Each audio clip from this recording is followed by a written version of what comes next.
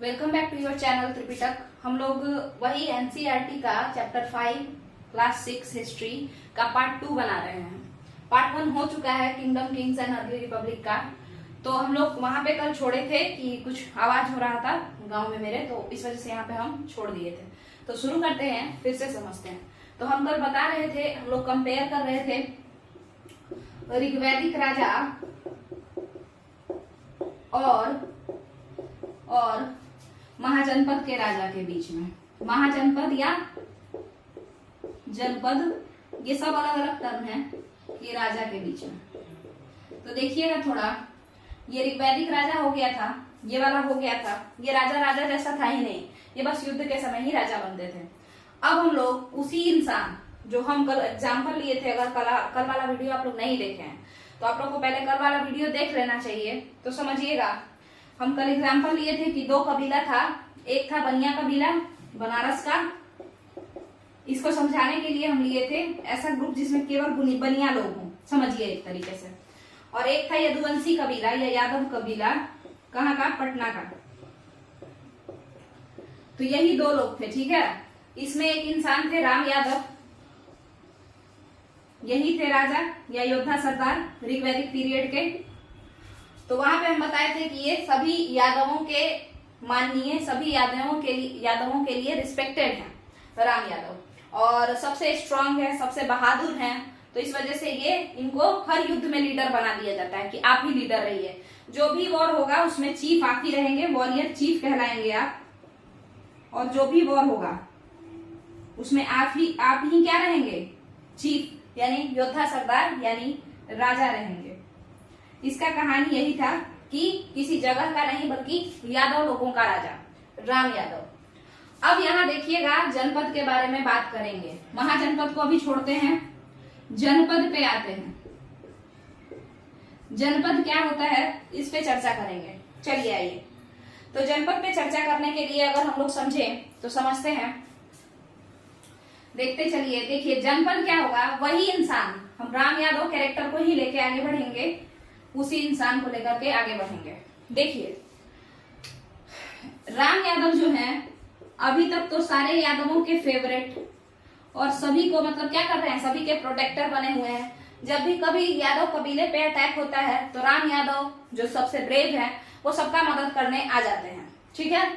चलिए, अब हर बार जब भी वॉर होता है तो राम यादव को उनकी जनता, उनके प्यारे लोग, उनको सभी यादव जन उनको कुछ एक्स्ट्रा गिफ्ट देते हैं। क्यों?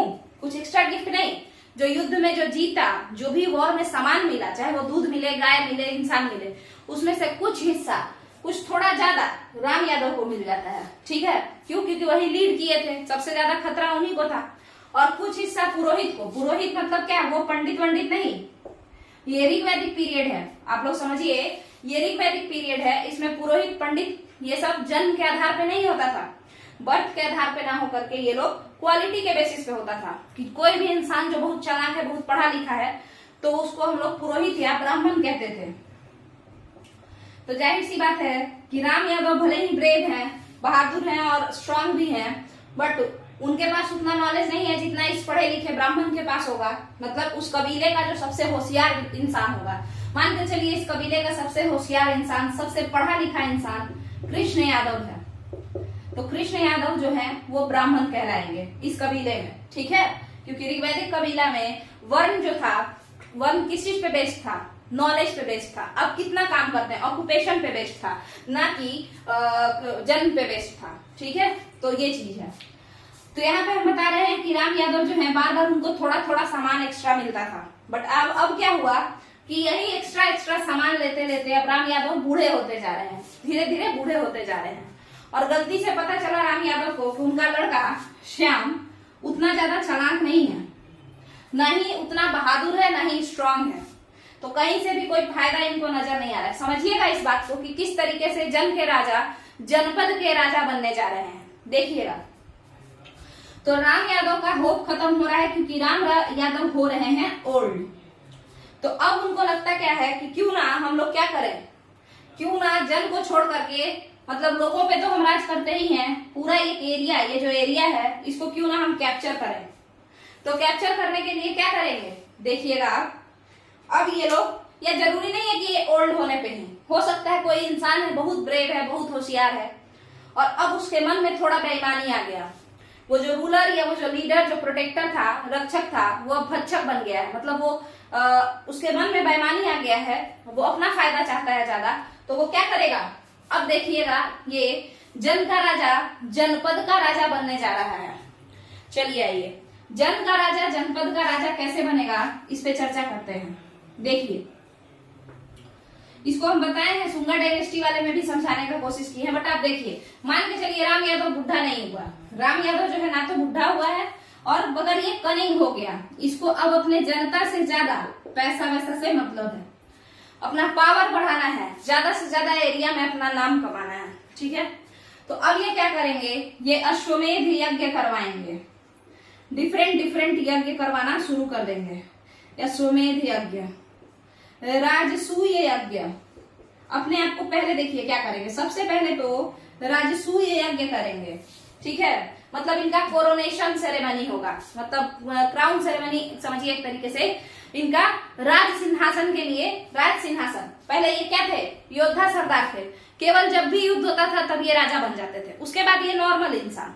बट जब धीरे धीरे पीरियड आगे बढ़ता गया, ऋग्वैदिक पीरियड जब धीरे धीरे आगे बढ़ता गया, लेटर वैदिक पीरियड की ओर हम लोग बढ़ते चले गए, उत्तर वैदिक काल की ओर, तब ऐसे ही राजा जो योद्धा सरदार हुआ करते थे, है ना, जो युद्ध के समय केवल राजा हुआ करते थे, वो लोग अपने आप को कहने लगे कि हम परमानेंट राजा हैं, हमेशा हम ही राजा रहेंगे, ऐसा कहने लगे, और अपने लिए एक गद्दी बनवाए, एक कुर्सी अपने लिए तैयार किए, आप लोग देखे होंगे, चलिए ये कुर्सी है मान लीजिए, तो एक कुर्सी अपने लिए तैयार करवाएं और इस पे बैठना शुरू कर दिए, ठीक है, कहें कि हम लोग अब परमानेंट राजा हैं, केवल युद्ध के समय राजा नहीं है, कि हम लोग परमानेंट राजा हैं, तुम सारे जन के हम परमानेंट राजा हो गए। चलिए, तो अब राजा हो गया परमानेंट।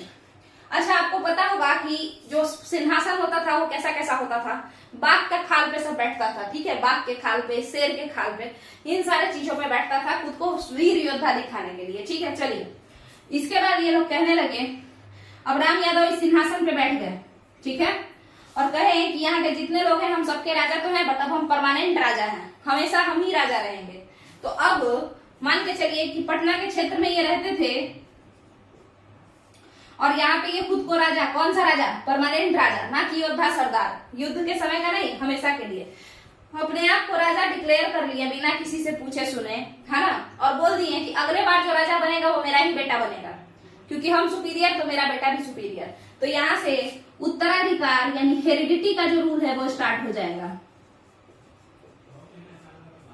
ठीक है, हेरिडिटी का रूल स्टार्ट हो जाएगा।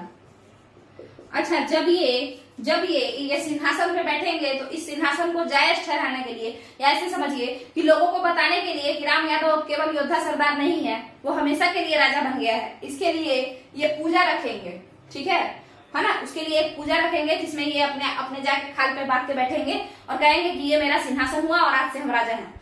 वही पूजा राजसूय यज्ञ कहलाता है। आप लोग सुने होंगे राजसूय सैक्रिफाइस, और क्या, जैसे पीएम बनता है ना कोई, तो उस समय एक पूरा एकदम फंक्शन होता है ना, तो उसी तरीके से समझिए, तो ये राजसूय सैक्रिफाइस। उसके बाद देखिए, अब तो ये परमानेंट राजा बन गए, अपने जन के, अपने लोगों के, अपने जनता के ये परमानेंट राजा बन गए, सीट जो है राजा का वो हेरिडेटरी हो गया, है ना। अब बात करते हैं, अब ये अपना एरिया बढ़ाने का कोशिश करेंगे। जो लोग हैं वो तो है ही, बट अब राम यादव अपना एरिया बढ़ाने का कोशिश करेंगे। देखिए, अब ये जन के परमानेंट राजा एरिया बढ़ाते हैं। देखिए, अब ये कहेंगे यही बैठे बैठे अपने लोगों से, अपने पसंदीदा, अपने क्लैन के लोगों से, कबीला के लोगों से, सारे यादवों से कहेंगे कि हम सिर्फ तुम ही लोग के राजा क्यों रहे, हम एक काम करते हैं, हम अश्वमेध यज्ञ, एक और यज्ञ करवाते हैं, और इस यज्ञ में हम घोड़ा चारों तरफ इधर उधर छीट के छोड़ देंगे, और जहां जहां तक ले वो घोड़ा जाएगा ना, जहां जहां तक ले वो घोड़ा जाएगा, ठीक है। देखिए, जहां जहां तक वो घोड़ा, एक घोड़ा हम छोड़ दिए, ये मेरा एरिया, मतलब राम यादव का ये एरिया जहां पे अभी वो अपने कबीला के साथ रहते हैं, इधर भी घोड़ा छोड़ेंगे, इधर भी सब तरफ छोड़ दिए, ठीक है। जहां जहां तक ये घोड़ा जाएगा इसके पीछे दो गार्ड छोड़ देंगे, दो गार्ड, ठीक है। उसके बाद मान के चलिए कि ये घोड़ा इधर की ओर निकल गया, ठीक है। तो अब या तो यहाँ वाला राजा इस घोड़े को वापस आने दे आराम से, मतलब इस घोड़े के साथ साथ खुद भी आए गिफ्ट वगैरह लेकर के, क्योंकि राम यादव यहाँ पे अश्वमेध यज्ञ कर रहे हैं। तो अगर ये राजा साथ में घोड़ा के सैनिकों के साथ चला है गिफ्ट लेकर के, तो इससे पता चलेगा कि वो राजा राम यादव को अपना राजा मान चुका है, यानी खुद को राम यादव को खुद से सुपीरियर मान चुका है कि नहीं, आप हमसे ज्यादा काबिल राजा हैं, ठीक है। तो इस तरीके से राम यादव यहाँ पे एक तरीके से समझिए तो जीत गए। मान के चलिए जो इधर घोड़ा गया, ये घोड़ा इधर जो गया, इस साइड के राजा बोले इस घोड़ा को पकड़े और उठा के फेंक दिए, बोले कि निकलो मेरे ये से, मेरा जो एरिया है वहां से भागो। तो राम यादव अब यहाँ से उठ के जाएंगे, इस घोड़ा के साथ लड़ाई करेंगे, सॉरी इस राजा के साथ लड़ाई करेंगे और इसका एरिया इधर वाला भी हड़प लेंगे, ठीक है। और ये तो कैसे किया बताइए, ये कैसे किया, ये तो खुद ही सरेंडर कर दिया, इधर वाला साथ में घोड़ा के साथ पीछे पीछे आ गया गिफ्ट लेके। तो ये भी अब किसका हो गया, राम यादव का। तो देखिए जो राजा जन के थे, जो राजा जनता के थे, है ना, जनता के द्वारा चुने जाते थे ऋग्वैदिक पीरियड में, बाद में वो अपने आप को खुद ही डिक्लेयर कर दिए कि हम राजा हैं, वो भी परमानेंट है, तो मोनार्की आ गया। उसके बाद बोले कि मेरा बेटा ही अगला राजा होगा, तो हेरिडिटी आ गया, है ना, मतलब वंशानुगत, यानी उत्तराधिकारी हमेशा वंशानुगत ही रहेगा, ऐसा। उसके बाद देखिए अब ये एरिया, अब ये किसी जन के किसी लोग के राजा नहीं है, मान के चलिए यहाँ हो सकता है यहाँ पे बनिया कबीला रहता हो, मगर अब चूंकि ये हड़प लिए इस एरिया को और इसके राजा को हरा दिए, तो अब राम यादव ही बनिया कबीला के भी राजा हो गए, ठीक है। तो ये जो एरिया है ना, ये एरिया, वो एरिया जहां तक राजा राज करते थे, वो एरिया जहां तक राजा राज करते थे, उस पूरे एरिया को जनपद कहते हैं।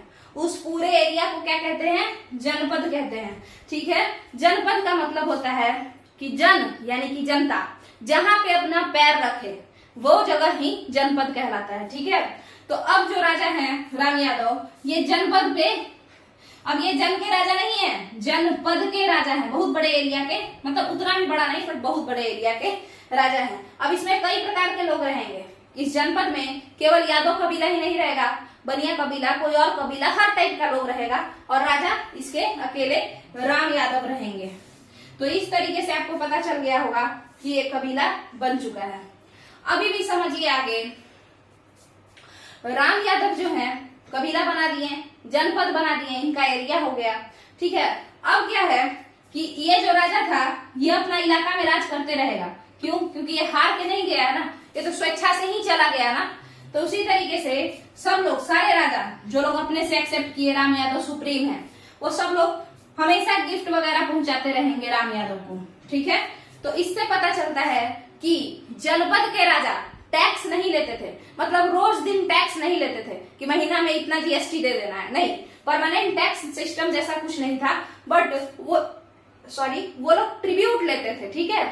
जनपद के राजा क्या लेते थे, ट्रिब्यूट लेते थे, ट्रिब्यूट मतलब गिफ्ट लेते थे। जनपद के राजा क्या लेते थे, गिफ्ट लेते थे, हमेशा टैक्स नहीं लेते थे। मगर जब भी आप इनसे मिलने जाओगे, इनके लिए कुछ करने जाओगे या इनसे मदद मांगने जाओगे, तो आपको कुछ गिफ्ट राम यादव के लिए लेके जाना पड़ेगा।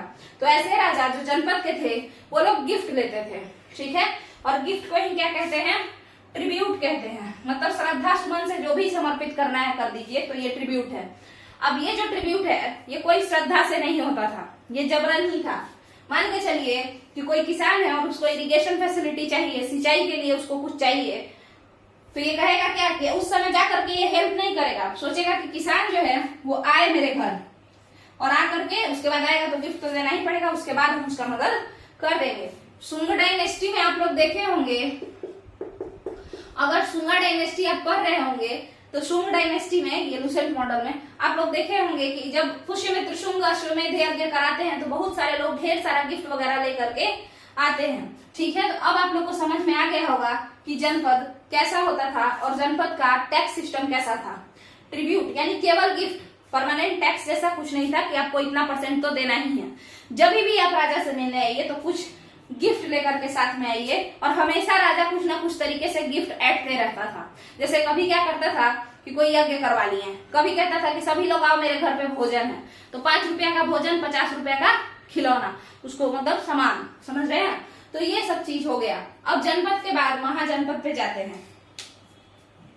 देखिए इसी तरीके से एक जनपद राम यादव का हुआ, वैसे ही और भी लोग होंगे जो जनपद जनपद खेलते होंगे।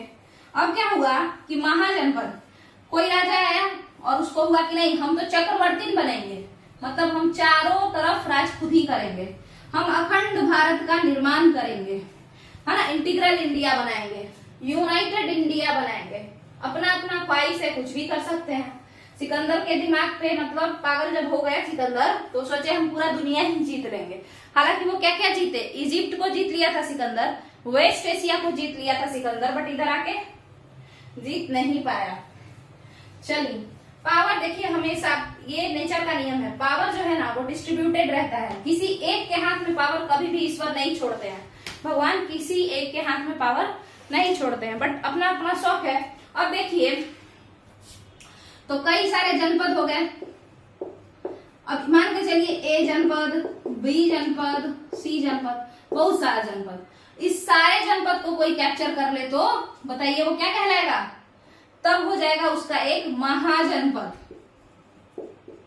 महाजनपद बहुत बड़ा जनपद, बहुत बड़ा एरिया, तो महाजनपद कितना बड़ा, पाटलिपुत्र मौर्य साम्राज्य क्या था, मगध महाजनपद था। पाटलिपुत्र से लेकर के देखिए अफगानिस्तान तक। अब आप खुद सोचिए पटना से अफगानिस्तान जाना है, इतना दूर का अगर कोई राज कर रहा हो, इतने दूर में अगर कोई राज करता हो, तो हम लोग कहेंगे कि ये तो महाजनपद है, बहुत बड़ा जनपद है।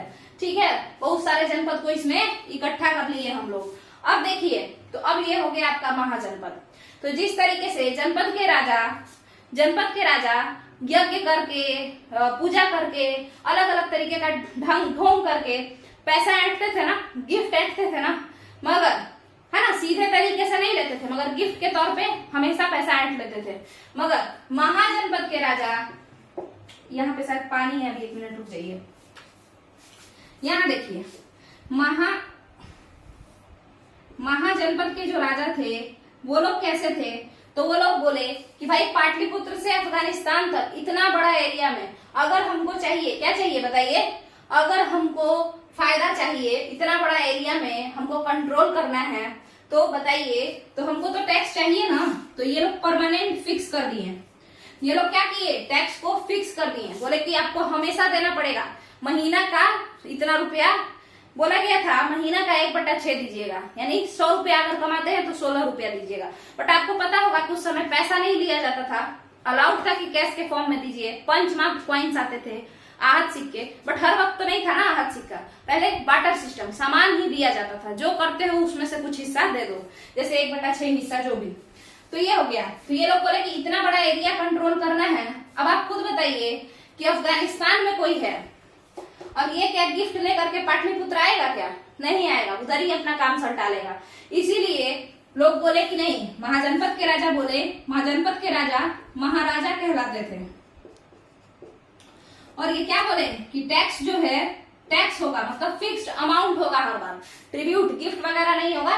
गिफ्ट चाहो तो दे सकते हो, गिफ्ट चाहो, प्रणय ऐसे करके एक था, प्रणय कर, उसमें होता था कि उपहार के तौर पर कुछ टैक्स देना, ठीक है। बट टैक्स गिफ्ट चाहो तो चमचाई में राजा के दे सकते हो, बट टैक्स तो तुमको देना ही पड़ेगा। ये था, फिक्स था ये टैक्स। 1 मिनट हम थोड़ा सा ये चेंज कर लें। तो ये देखिए, तो ये टैक्स जो है आपको चेंज करना ही पड़ेगा, मतलब पे करना पड़ेगा। तो ये हो गया।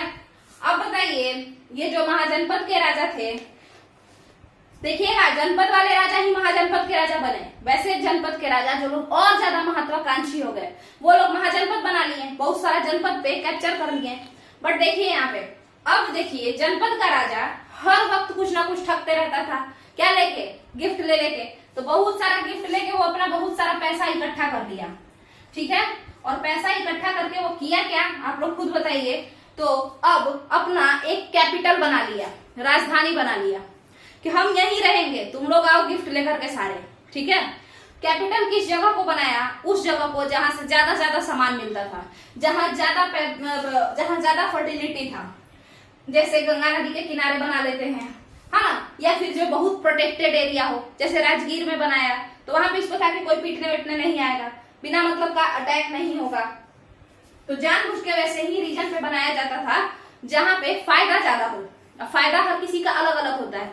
किसी को लगता है कि जहां पे ज्यादा खेत बधार है उधर ही हम घर बना लेते हैं, तो किसी को लगेगा कि नहीं जहां पे ज्यादा प्रोटेक्शन ज्यादा है ना वहां पे घर बनाते हैं। तो राजगीर वाले जो लोग थे तो वो लोग पहाड़ के किनारे अपना मतलब पहाड़ के बीचों बीच जा करके अपना कैपिटल बनाए, है ना। राजगीर में जैसे अजात शत्रु ये लोग का कैपिटल राजगीर था, तो चारों ओर से वो पहाड़ से घिरा है। पुचाल हिल्स, फिर आपका Swarnagiri hills, Udayagiri hills, Ratnagiri hills, ऐसे करके कई सारे 4-5 पहाड़ है वहां पे। तो उन सारे पहाड़ों के बीचों में राजगृह पहले बोला जाता था, वो बसा हुआ था।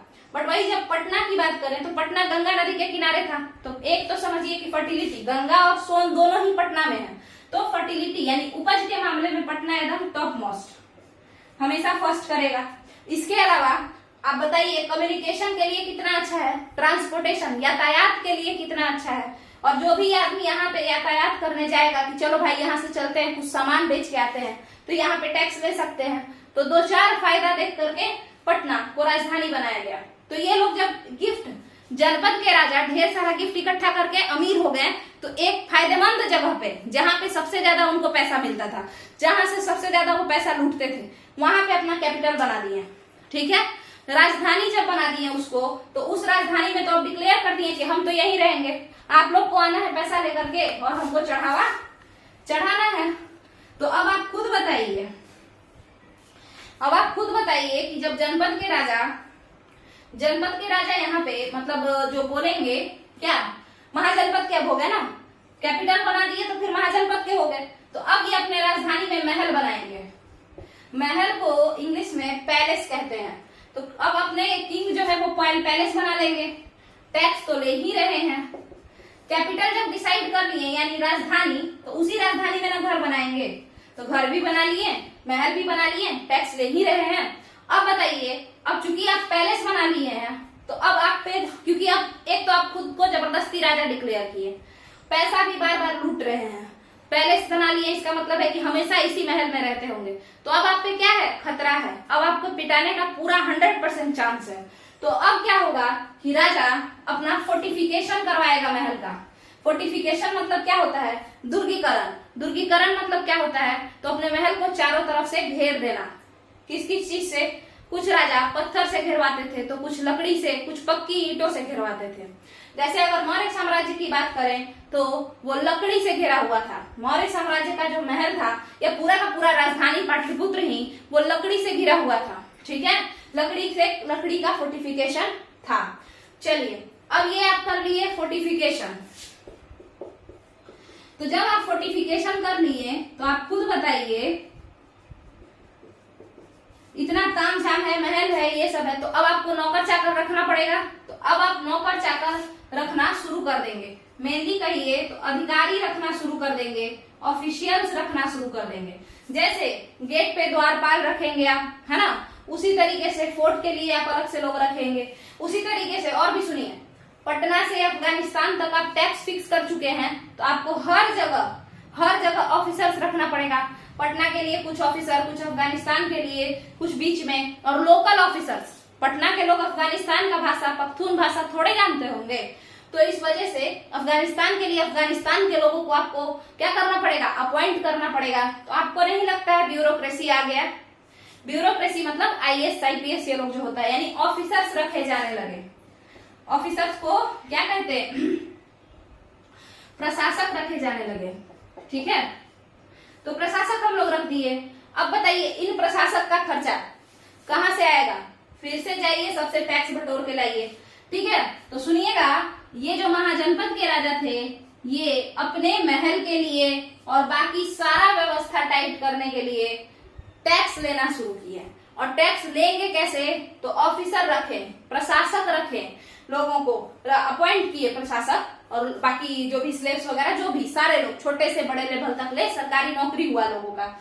और उसके बाद ये प्रशासक जो थे ये टैक्स लेते थे, और बदले में फिर इस प्रशासक को भी रखने के लिए पैसा का जरूरत था, तो वो भी इसी टैक्स से कंप्लीट होता था। तो आपको समझ में आ गया होगा कि ब्यूरोक्रेसी कैसे आया, टैक्सेशन सिस्टम कैसे आया, कैपिटल कहाँ चूज किया गया। जब राजधानी बना तो राजधानी को कहाँ चूज किया गया, उसी जगह को राजा राजधानी बनाया। जनपद का राजा जब महाजनपद का राजा बन गया तो उसी जगह को राजधानी बनाया जहां से उसको सबसे ज्यादा पैसा मिलता था या सबसे ज्यादा गिफ्ट मिलता था, या उसको ऐसा लगता था कि सबसे ज्यादा इंपॉर्टेंट जगह स्ट्रेटेजिक पॉइंट से, मतलब फायदा होने की दृष्टि से सबसे ज्यादा इंपॉर्टेंट जगह है कोई भी जगह। मतलब कि मान के चलिए यहाँ पे अटैक कम होगा तो मेरा खर्चा बचेगा, तो ये सोच के राजगीर में बसा लो। कुछ राजा सोचे कि पाटलिपुत्र में गंगा नदी है, गंगा नदी से लोग आते जाते हैं तो बहुत सारे व्यापारी आएंगे तो बहुत सारा हम पैसा इकट्ठा करेंगे टैक्स के तौर पर, तो पाटलिपुत्र को राजधानी बना लिया लोग। तो ये आपको समझ में आ गया होगा कि ऋग्वेद के राजा, जनपद के राजा और महाजनपद के राजा में क्या अंतर होता है। ठीक है, चलिए अब यहाँ पे टैक्स और ट्रिब्यूट, ट्रिब्यूट मतलब दान में देना, ऐसे ही दान में नहीं देना मतलब गिफ्ट देना, और वही टैक्स फिक्स रहता है, इतना तो तुमको देना ही पड़ेगा। इसके बाद हम लोग अगला टॉपिक समझेंगे। कुछ यहाँ पे एनसीईआरटी में, सीटीईटी वालों ध्यान से सुनिएगा कि आपके एनसीईआरटी में कुछ नाम दिया हुआ है। अब चूंकि वो लोग जो सीटीईटी जो एग्जाम होता है तो उसमें कुछ भी पूछ देता है, बस वो एनसीईआरटी में होना चाहिए वो टर्म। तो देख लीजिए, कुछ सेटलमेंट है, मतलब कुछ नगर बसे, कुछ महाजनपदों में कुछ नगर बसाए गए, उन्हीं का नाम सेटलमेंट जो है। देखिए हस्तिनापुर, हस्तिनापुर कहाँ है, मेरठ के पास है। पुराना किला दिल्ली के पास है। अतरंजी खेरा ये भी कहाँ है, यूपी में ही है। अतरंजी खेरा कहाँ है, यूपी में ही है। हस्तिनापुर कहाँ है, तो आपका मेरठ यूपी में ही है। और उसके अलावा पुराना किला तो सभी लोग जानते होंगे कि दिल्ली में है। चलिए यहाँ तक का क्लियर है, तो आगे बढ़ते हैं। पुराना किला हो गया। अब समझिएगा कल्चर के बारे में। जो ये जनपद महाजनपद वाला पीरियड है, मतलब जब राजा परमानेंट टाइप का हो गया, तो उस एज में जो कल्चर था वो कैसा था उसको हम लोगों को समझना है। देखिए, तो कल्चर के बारे में अगर हम बात करते हैं तो लोग तो ज्यादातर कैसे थे, अगर बात करें कि लोग कैसे थे, तो ज्यादातर तो फार्मर्स थे। ऑक्यूपेशन के बेसिस पे बता रहे हैं, फार्मर्स थे। ठीक है, और बताइए हर्डर्स थे। हर्डर मतलब होता है पशुपालक। क्या होता है, पशुपालक। उसके अलावा क्या थे, तो pastoral nomads. Same Sunga dynasty में भी यही सब थे,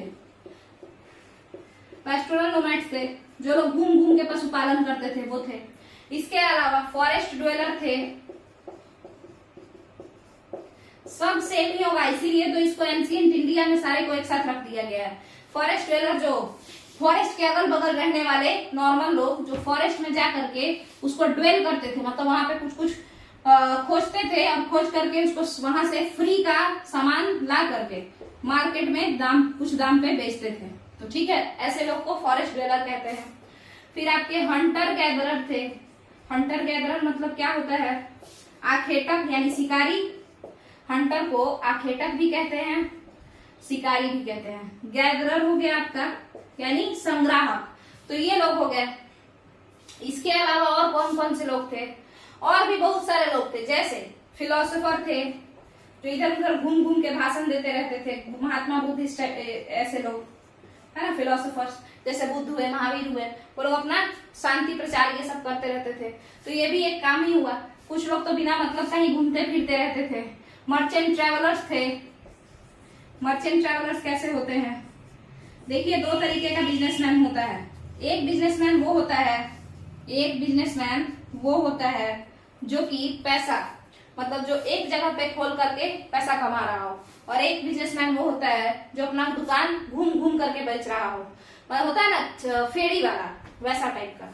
तो ये मर्चेंट ट्रेवलर बड़े फेरी वाला थे, जैसे समुद्र मार्ग से विदेश जाकर के बेच रहे हैं। फेरी वाला तो घूम घूम करके बगल अगल के गांव में बेचता है ना। मर्चेंट ट्रेवलर बड़ा थे। मर्चेंट ट्रेवलर जो थे, जैसे समुद्र में एक गांव से दूसरे गांव नहीं, एक देश से दूसरे देश समुद्र के रास्ते से अगर कोई व्यापारी व्यापार कर रहा है तो हम उसे मर्चेंट ट्रेवलर कहते हैं। आपको पता होगा ईस्ट इंडिया कंपनी को मर्केंटाइल कंपनी भी कहा जाता है। चलिए आगे समझते हैं। ये सब तो हो गया कि इस टाइप के लोग थे। इसी बेसिस पे आप टैक्स भी समझ जाइए। फार्मर से कहेगा भाई क्या दो, तो अनाज दो, 1/6 दे दो।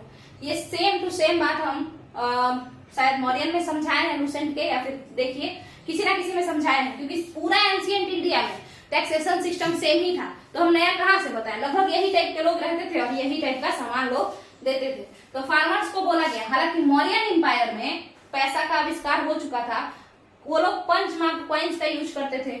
उसके अलावा आपको बताएं कि मौर्यन एम्पायर में एक था पना, उसके बाद था निष्का। पना शायद तांबा के सिक्के को कहते थे, निष्का जो था वो सोना के सिक्के को कहते थे, और मस्का चांदी के सिक्के को कहते थे। तो मौर्य एम्पायर का बात अलग है, उस समय कैश में भी पैसा दिया जा सकता था, बट अदरवाइज एंशिएंट इंडिया में जब क्वाइंस उतना ज्यादा डेवलप नहीं थे तो लोगों से उनके काम का ही कुछ हिस्सा मांगा जाता था। जैसे फार्मर से कहा जाता था कि 1/6 अपने अनाज का दे दो। हर्डर से कहा जाता था कि भाई बकरी दूध, गाय का दूध, घी, ये सब दे दो। पेस्टोरल नोमैड से भी यही सब कहा जाता था, सेम टू सेम। और उनके साथ एक और चीज कहा जाता था कि देखो तुम कहाँ जा रहे हो, तो बोलते थे कि हम अपना गाय भैंस लेकर के गुजरात निकल रहे हैं, मान के चलिए एग्जाम्पल। तो कहते थे ठीक है, जब गुजरात जा रहे हो तो वहां से क्या लेते आना, तो मेरे लिए, क्योंकि वो समुद्री इलाका है, शंख लाद के भी लेते आना। तो ये लोग इधर उधर से सामान ला के भी देते थे, अपने गाय भैंस पे लाद देते थे और लाद करके ले आते थे। तो सामान भी कुछ कुछ ये लोग लेते थे, राजा लोग टैक्स में। किससे? पेस्टोरल नोमैड्स से। कहाँ से? इधर उधर से लाया हुआ सामान। हंटर गैदरर से ये लोग क्या लेते थे बताइए? तो हंटर गैदरर तो पहली बात आसानी से इन लोगों को पकड़ में ही नहीं आता था। राजा लोग का फॉरेस्ट पे उतना ज्यादा पकड़ नहीं था जितना कि फार्म लैंड पे पकड़ था, ठीक है। तो हंटर गैदरर अगर कभी भूले भटके पकड़ा गए तो फिर बात अलग है, बट इन लोगों से उनका राजा लोग से कनेक्शन नहीं था इन लोगों का। बात करते हैं इसका फॉरेस्ट ड्वेलर का। फॉरेस्ट ड्वेलर जो थे ना, ये लोग तो रहते थे बाहर, मतलब प्लेन एरिया में, और फॉरेस्ट में जाकर के सामान खोजने जाते थे। तो ये तो रोज ही राजा से पकड़ा जाएंगे, क्योंकि इनका घर होता था, ये लोग एक ही जगह रहते थे, बट अगल बगल कहीं कहीं से फॉरेस्ट से सामान लाके मार्केट में बेचते थे। तो ये फॉरेस्ट ड्वेलर से राजा कहते थे कि सामान लाके दो। कैसा सामान? वही फॉरेस्ट प्रोड्यूस। जैसे कोई भी औषधि है तो वो लाके दो, मेडिसिनल हर्ब्स, औषधि मार्केट में जो नहीं मिल रहा हो, जो आपके जंगल में ही मिलता हो। उसी तरीके से बाघ की खाल ला के दो, सिंहासन बना के बैठेंगे अश्वमेध यज्ञ करते वक्त, ठीक है। बाकी हाथी का दांत ला के दो, है ना। तो अपना अपना जो भी शौक है, वो जो चंवर डोलाया जाता है राजा को, तो वो मोर के पंख उसमें लगा करके डोलाया जाता था, तो वो पंखा ला के दो। तो उससे फिर हम अपना, मतलब मोर का पंख ला के दो तो उससे हम वो पंखा बनाएंगे। जैसे ऐसे करके राजा को ऐसे किया जाता था, उसको झाड़ा जाता था या हवा दिया जाता था। चलिए, अब ये तो आपको हो गया होगा। मर्चेंट ट्रैवलर्स, विदेश से कुछ सामान लाओ हमको दो, ठीक है, तो टैक्स के रूप में हमको देते रहो। फिलोसोफर जो थे वो बहुत चालाक थे। ये एक ऐसा ग्रुप था, ये लोग देते कुछ नहीं थे, 4 ज्ञान का बात बोलते थे और राजा से ही कुछ सामान गिफ्ट में लेकर के चले जाते थे। तो ये सब आपका हो गया। तो यहाँ पे हम ये भी बता दिए कि आपका किंगडम या जो जब राज्य बन गया, रिवैदिक पीरियड में तो राजा था ही नहीं, योद्धा सरदार था, मगर जब राजा बन गया ना तो लोग इस तरीके से टैक्स लेना शुरू कर दिए। अब बात करते हैं, तो आप बता दिए यहाँ पे कि पीपल कौन कौन से थे। अब हम लोग बात करेंगे पीपल कैसे रहते थे। तो झोपड़ी में रहा करते थे, हट में रहा करते थे, ठीक है, झोपड़ी बना करके रहते थे।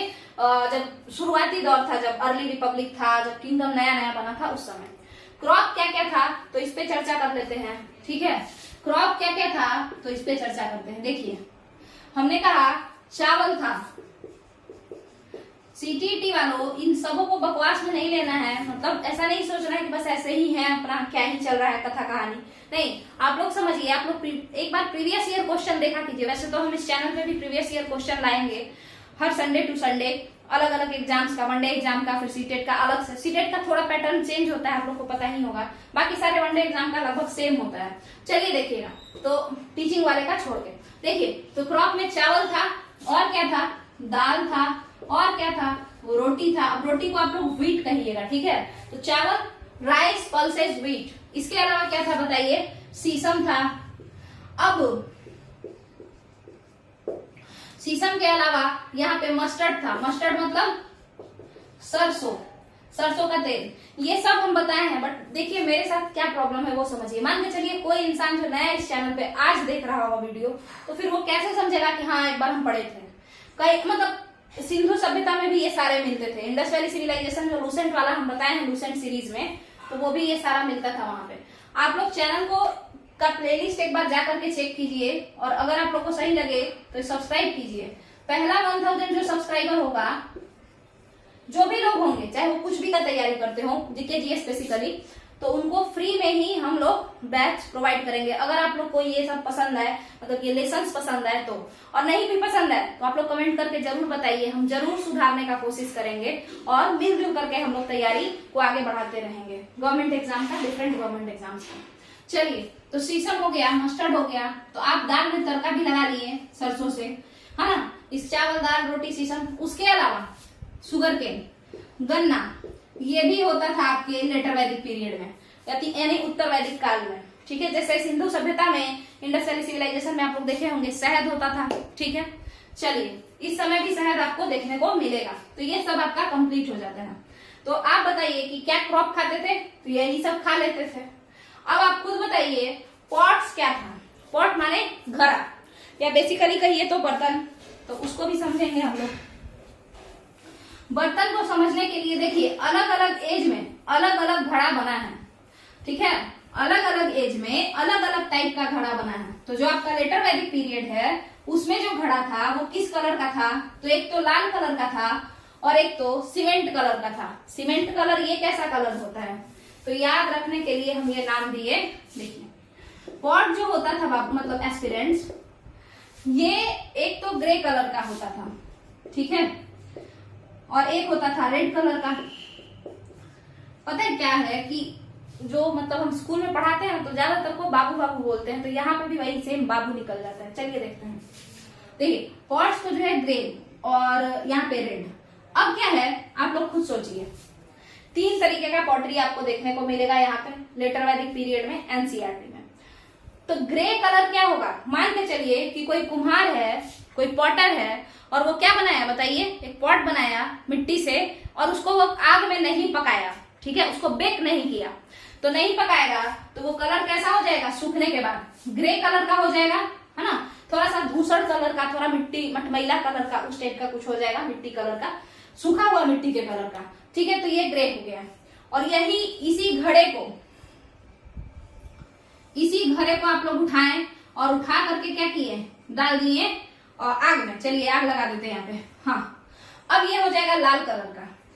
तो ये तो हो गया लाल कलर का। अब एक बात बताइए, एक डिजाइनदार घड़ा, ताकि कोई बड़ा आदमी आए या फिर कोई रिश्तेदार आए तो उसके लिए पेश किया जाए, तो ऐसा डिजाइनदार पॉटरी बनाना है तो हम लोग उसको कहते थे पेंटेड ग्रेवेयर पॉटरी, मतलब चित्रित धूसर मृदभांड, ऐसा पेंटेड ग्रेवेयर पॉटरी। वैसे मृदभांड जो है ना वो घड़ा को नहीं कहते, पूरा पूरा बर्तन को ही कह लीजिए मृदभांड। चलिए, तो पेंटेड ग्रेवेयर पॉटरी, चित्रित धूसर मृदभांड। देखिए यहाँ पे ये कैसा था। एक बात बताइए, ये जो पेंटेड है मतलब इसमें डिजाइन बना होता था। ठीक है, तो डिजाइन कैसा, तो बहुत ज्यादा हम लोग पेंटर तो थे नहीं उस समय, तो एक सीधा लाइन बना दिए, एक स्क्वायर बना दिए, एक ऐसा ट्रायंगल बना दिए, ऐसे ऐसे कर दिए। यही सिंपल डिजाइन्स बने होते थे, या ज्योमेट्री का कुछ कुछ बना होता था इस टाइप का। ठीक है, तो बस यही सब बना होता था। अब समझिए कि आप कैसे पॉट बनाएं, मतलब डिजाइन कैसे बनाएं, किस पे बनाएंगे बताइए। एक मिट्टी का बर्तन जो भी गीला है, अगर हम लोग उस पे ऐसे ऐसे करना शुरू करें, किसी पत्थर लीजिए, एक गीले मिट्टी के बर्तन पे ऐसे ऐसे लाइन खींचना शुरू कीजिए पत्थर से, तो खींच जाएगा। और उसके बाद उसको सुखाइएगा तो वो जो खींचे थे आप लाइन, वो उसमें बना रहेगा, है ना। अगर आप उस पे जो लाइन खींचे थे उस गीले मिट्टी के बर्तन पे, तो वो बना रहेगा। तो अब वो क्या हो गया, जब उसको आप सुखा देंगे तो वो पेंटेड हो गया, मतलब डिजाइंड हो गया। डिजाइनदार को ही कहा है पेंटेड, और ना डिजाइन बन गया है। और वो ग्रे कलर का ही होगा, क्योंकि सुखा दिए तो कैसा हो जाएगा, धूसर कलर का, जो मिट्टी जो सूखने के बाद होता है वैसा। तो पेंटेड ग्रेवेयर पॉटरी। अब एक एग्जांपल समझिए, एक पका हुआ घड़ा उठाइए। पके हुए घड़े को आप लोग उसके ऊपर बनाना शुरू कीजिए, खोदना शुरू कीजिए कि इसमें हम डिजाइन बनाएंगे। तो आप नहीं बना पाएंगे, या तो वो घड़ा टूट जाएगा या उसमें छेद हो जाएगा, ठीक है। और आप अगर मान के चलिए राख वगैरह से ऐसे बना भी देते हैं तो वो मिट जाएगा, वो टिका हुआ नहीं रहेगा, ठीक है। तो इसीलिए कच्ची मिट्टी के बर्तन पे ही ये डिजाइन बनाया जाता था। तो कच्ची मिट्टी का जो घड़ा था वो ग्रे कलर का हो जाता था सूखने के बाद, मगर सूखने के बाद नहीं डिजाइन बनाया जाता था, तोड़ना नहीं है, सूखने के पहले ही जब भींगा हुआ रहता था घड़ा उसी समय सीधा ऐसे ऐसे डिजाइन बना देते थे और उसके बाद उसको सुखाते थे। तो पेंटेड ग्रेवेयर पॉटरी। तो अब आप बताइए कि उस एज में कैसा पॉटरी था? पेंटेड ग्रेवेयर था। एक कच्चा पॉटरी था जिसका नाम था, कच्चा पॉटरी का नाम क्या था? Grey ware pottery. उसके बाद पक्का पॉटरी, पका हुआ घड़ा, उसका रेडवेयर पॉटरी। और एक डिजाइनदार पॉटरी तो पेंटेड ग्रेवेयर पॉटरी, क्योंकि डिजाइन मतलब उसमें उकेटना है ना, उसको गड्ढा करके ऐसे डिजाइन बनाना पॉसिबल ही नहीं है पके हुए घड़ा पे। उस बनेगा ही किस पे? गीला घड़ा पे, और उसको सुखा देंगे तो बाद में डिजाइन बना रह जाएगा। तो आपका ये पॉट भी खत्म हो गया। महाजनपद हम बता चुके हैं, है ना। इसके अलावा हम लोग किंग को कंपेयर कर चुके हैं। क्या हम लोग किंग को कंपेयर नहीं किए कि जनपद का राजा जो होता था गिफ्ट लेता था, जन का राजा तो इलेक्टेड होता था, युद्ध में से थोड़ा हिस्सा अपना ज्यादा उसको मिलता था। क्यों? क्योंकि वो युद्ध में लीड कर रहा था, सबसे ज्यादा खतरा उसको था, ठीक है। और उसके अलावा महाजनपद का राजा तो बहुत ही बड़ा, मतलब एकदम समझिए तो पूरा एकदम सबसे बड़ा चोर निकला।